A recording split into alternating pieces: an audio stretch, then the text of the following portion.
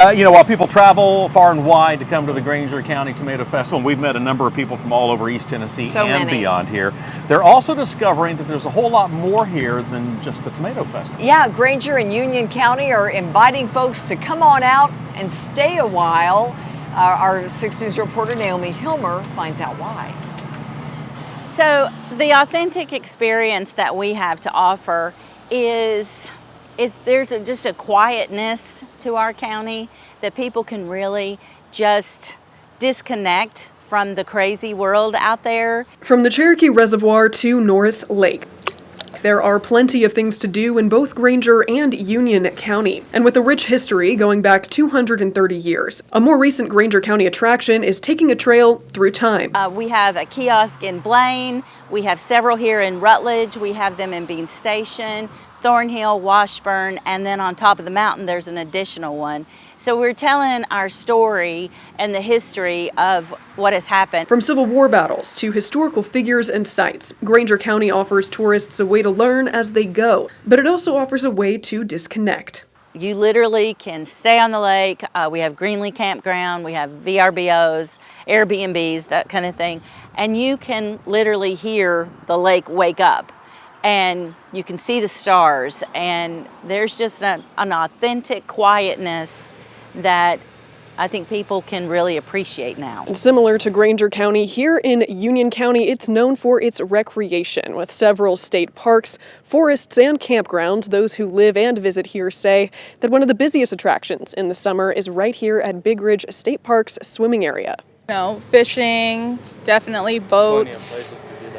Renting boats or something, going out on the lakes, seeing the views and like the different, what would you say, the hiking trails and stuff too? Yeah, the hiking trail around here is very nice as well. Yeah, they lead to some nice waterfalls. Fresh out of the swimming area themselves, residents Crystal and Sabrina say these areas are what drew them to move from Vermont, and it is the people who live here that made them stay. However, visitors make a difference too. Developing tourism, and by bringing in more tax dollars, it just helps keep our county afloat. It is just a critical part of every economy, and it's critical to Grainger County's economy. In Grainger County, Naomi Hilmer, 6 on your side.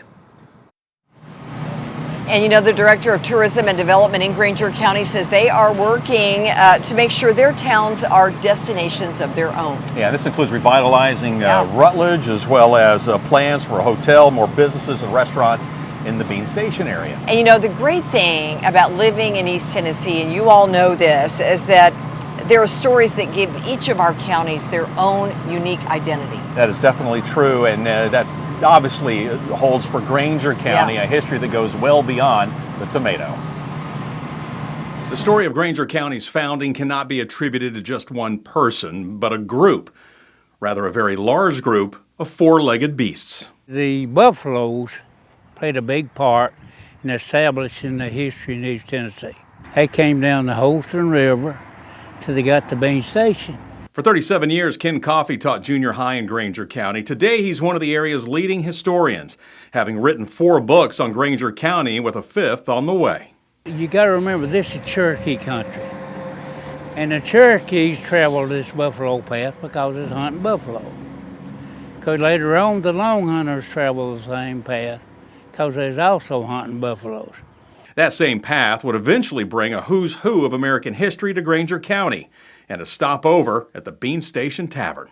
Presidents Johnson, Jackson, and Polk, along with William Blount, John Sevier, Henry Clay, all these people stayed in this in the tavern. It's probably the only place in America where Davy Crockett and Daniel Boone both came and visited and stayed here for a while. But the names don't stop there, thanks to another Grainger County stopover, the Tate Springs Hotel. It was a luxury resort that had 500 rooms, and notable people stayed there. Henry Ford, the Studebakers,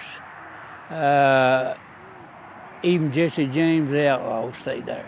Not to mention the legendary golfer himself, the late Bobby Jones, hit the links at the hotel's course.